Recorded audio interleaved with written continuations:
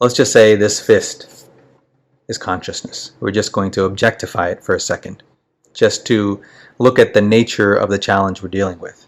So if this is consciousness, and then I want to know what is consciousness, right? I want to know what this is.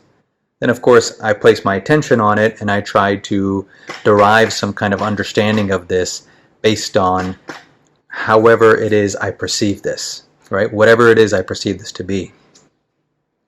Now with consciousness, the challenge is that the thing I am using, the resource that I am applying to know what this is itself consciousness, right? There has to be consciousness present to begin with for me to know anything.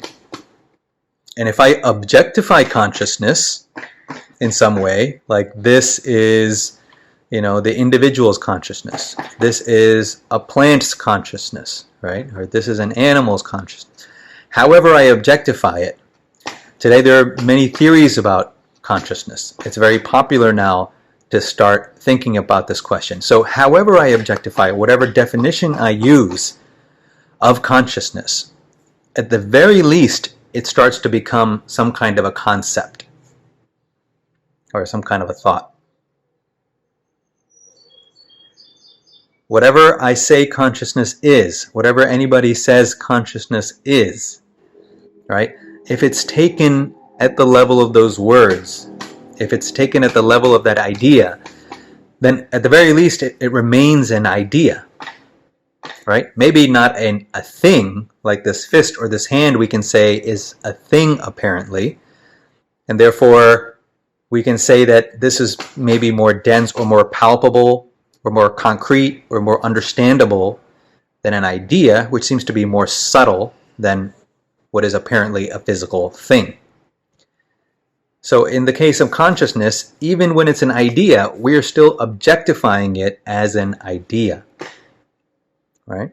So I would need consciousness, I would need some awareness or some ability to recognize or some fundamental potential for knowing to be applied in a particular way for me then to know consciousness as an idea or the hand as a thing. So this shows the challenge of understanding or recognizing or experiencing, whatever word we want to use, what consciousness is.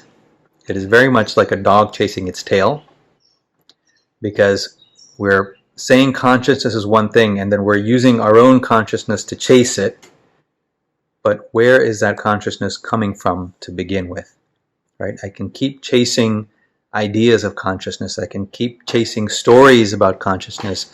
I can keep chasing experiences of what we call consciousness, right? Maybe a peak experience or a particular kind of experience or a particular kind of feeling that is associated with an expanded state. So in keeping on chasing these experiences, it is kind of like a dog that keeps chasing its tail, right? The idea is that the whole event, the chasing itself, is an expression of consciousness.